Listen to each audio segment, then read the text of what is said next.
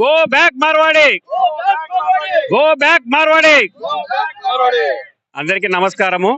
ఇక్కడ ఉన్నటువంటి వాళ్ళంతా కూడా మేమంతా కూడా నిరుద్యోగులము. పొట్ట చేత పట్టుకొని డిగ్రీలు చేత పట్టుకొని ఉద్యోగాల కోసము తిరిగి తిరిగి అలసిపోయి ఉద్యోగాలు రాని పక్షంలో మేము చేతి వృత్తులు ఎంచుకొని మొబైల్ సర్వీసింగ్ నేర్చుకొని మా స్వశక్తితో మేము మా కాళ్ళ మీద మేము బతుకుతున్నాము.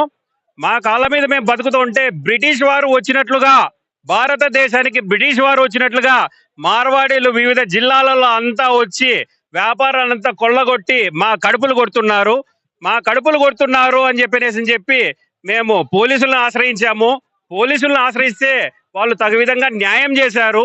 న్యాయం చేసినా కూడా వీళ్ళు మార్వాడీలు పోలీసు మాట కూడా పెడచెవిన పెట్టి ఇష్టానుసారంగా వ్యాపారాలు చేస్తూ ఇష్టానుసారంగా షాపులను పెడుతూ లోకల్ గా ఉన్నటువంటి మా పొట్ట కొడుతున్నారు. అంతేకాకోకుండా మేము ఎక్కడా కూడా ఎటువంటి సమస్యలు వచ్చినా కరోనా సమయంలో కూడా ఇక్కడే పుట్టాం, ఇక్కడే బతికాం, ఇక్కడే చేస్తున్నాము. వ్యాపారాలు చేస్తుంటే మాకు పూర్తిగా ప్రభుత్వం నుంచి సహకారం కావాలని చెప్పి కోరుతున్నాము. అంతేకాకుండా మీరు బయట ప్రపంచాన్ని చూస్తే నేర ప్రవృత్తి ఎంతో ఎక్కువైపోయింది. ఎందువలన? నిరుద్యోగం వలన.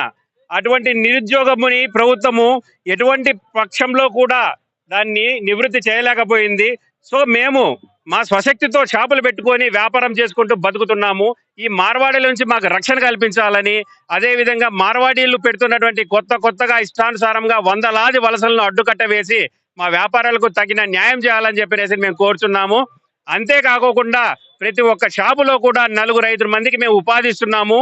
డిగ్రీలు చదివి ఒక ఆర్ట్స్ కాలేజ్ నుంచే సంవత్సరానికి 500 మంది 600 మంది బయటికి వస్తుంటే డిగ్రీలు పూర్తి చేసుకొని వాళ్ళందరికీ కూడా ఎటువంటి ఉపాధి అవకాశాలు లేని పక్షంలో ఇక్కడ రాయలసీమలో మొత్తం కరువు కాటకాలలో అల్లాడుతుంటే మేము పొట్ట చేత పట్టుకొని మా వ్యాపారాలు చేస్తుంటే ఈ విధంగా మమ్మల్ని హింసించడం, ఈ విధంగా మమ్మల్ని వేధించడం న్యాయమా అని చెప్పేసి అడుగుతున్నాము. తక్షణమే కలెక్టర్ గారు, పోలీస్ వ్యవస్థ దీని మీద కొద్దిగా మా పైన దయ ఉంచి మొబైల్ షాపులు అందరికీ కూడా న్యాయం చేయాలని చెప్పేసి కోరుతున్నాం. మరొక్కసారి తెలియజేస్తున్నాం, ఈ మార్వాడీలు భవిష్యత్తులో బ్రిటిష్ వారి కంటే ప్రమాదకరంగా మారిపోతున్నారు.